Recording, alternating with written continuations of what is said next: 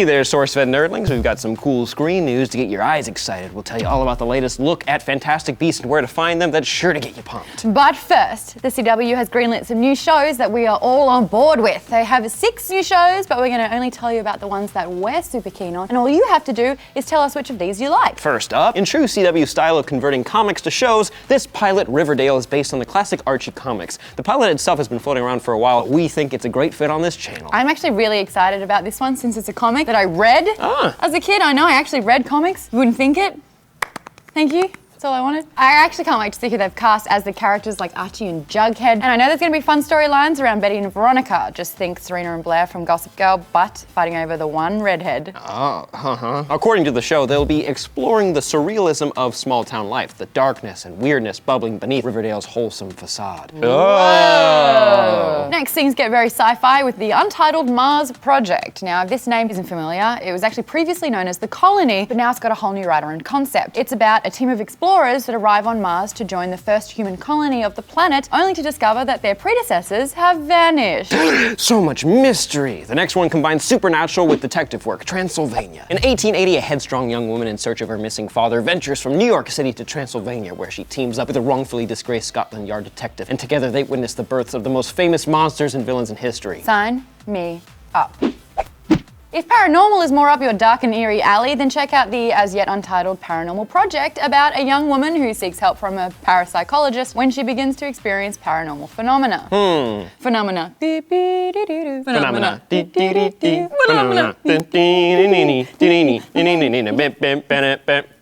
Next is Frequency, based on the hit movie, a present-day thriller about a policewoman who's able to communicate with her deceased father via a ham radio and work together to solve open-ended murders, but there are consequences. Think Butterfly Effect. We're seeing a lot of supernatural, which CW has excelled in over the last decade, and I'm noticing a lot of female protagonists, which is cool. But we'd love to hear your thoughts on these. Next up, if you're not getting fanatical about Fantastic Beasts and where to find them, you will if you watch this brand new featurette showing off Newt Scamander. Yeah, you nailed it. Good thing I stopped then, huh? Yeah. You will if you watch this brand new featurette showing off Newt Scamander, New York in the 1920s, and who make up his team of 3 that aid him on his adventure. Sisters, Sam, there are sisters. It takes you straight back into the wonderful wizarding world and shows off the grandeur sets and costumes. Plus, you see a whole stack of wand wiggling. The movie isn't even out for 11 months, so this is a perfect inside look to whet our appetites. But what's been really cool to discover this weekend was the unveiling of 4 new wizarding schools in the world. What? Really? Not really, I mean, it's fictional.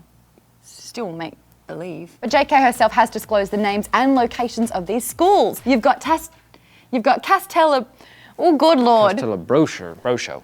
You've got Castelo Bruxo, situated in Brazil, disguised as a ruined temple in the rainforest. Cool. And they specialize in herbology and magizoology. Of course. Next is Ouagadougou in Africa, which focuses on an older type of magic that doesn't involve the use of wands, but hands instead. You're good with your hands, Sam. Moving on to Japan, where you'll find Mahut, good lord, Mahut Okoro.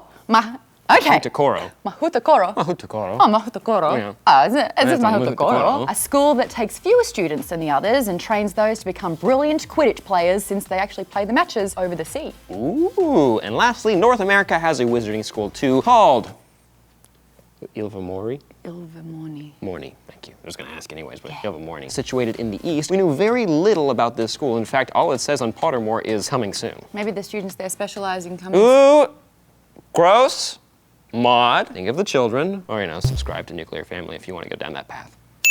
But we do know it looks pretty cool. Where would you want to attend to further your wizarding studies? Let us know. I'm Maud. I'm Sam. Bye. Bye.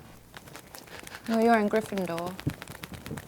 Still coming to terms with that. I mean, it's just so self. The hat shows me. Does that hurt? Yeah. I want to talk a little bit about the Suicide Squad. A lot of you folks have been reaching out to me on social media asking for a more in-depth piece on the Suicide Squad, so I said, hey, let's give it a swing. Let's look at the history of the Suicide Squad, and I'll give you a breakdown of the characters in the movie.